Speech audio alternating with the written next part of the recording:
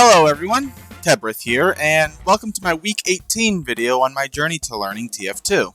If you're new here, this is a documentation series on my journey to learning this old hero shooter called Team Fortress 2, where, for this past week, I've been practicing in the default loadout for Engineer. And I gotta say, Engineer has most definitely been a struggle for me. For the first few days, it just felt like I couldn't keep my buildings alive no matter how hard I try, and I would just die at even the slightest provocation. In my hands, Medic has more survivability than Engineer does.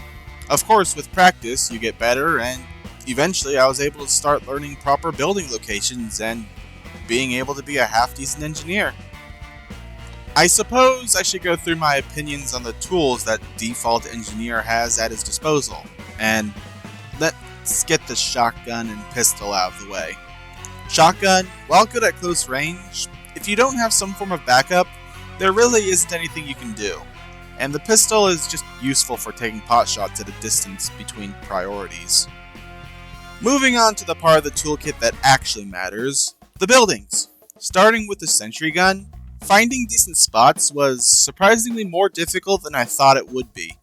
Areas that can cover decent choke points without being easily shot at from out of range are not that common. And the ones I could find, the community pretty much already knows how to counter. Which just goes to show that even the almighty sentry gun is useless without teammates to back it up, and so what I found to be the best sentry spots were areas that could not be shot at easily, covers either a lot of important area or shuts down a weakness on the battle lines. And most importantly, either a spot where your team can provide assistance easily, or a spot where it won't be dealing with power classes all that often. The dispenser, I've noticed from playing the other classes, tend to be placed in relatively safe areas on the front line, so I tried mimicking that pattern, and for the most part it worked out great. Teammates don't have to run far to get healed or stock back up when low on ammo, while simultaneously isn't in that much of a threat of being destroyed. The hard part is finding such areas at the right time, as well as needing to know when to move it further up or even bring it back should the team be getting pushed a bit too hard. The hardest buildings for me to really understand the proper placement of was the teleporters, and by that I mean I still struggle with them severely, especially on maps with moving spawns, but I suppose that just comes down to map knowledge and experience. Two things that I'm sure I'll get better at in due time, though if anyone has better advice for teleporter placement, I would extremely appreciate it. And that's about it. I do apologize for the footage all coming from a single game.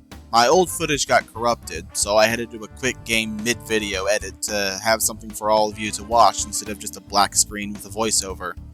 I did that once already before. Not a black screen, but still images, and I'd like to avoid doing that as much as possible. Also, Engineer is definitely nowhere near as beginner-friendly as the other classes that I've played so far. But that's alright, since after 18 weeks of playing about 1 or 2 hours practically every day, I'd like to think I've gotten at least somewhat decent at the game. This coming week, I'll be taking a look at the different unlockables for Engineer, and if there's anything in particular you'd like me to keep in mind or try out as Engineer, please leave a comment down below.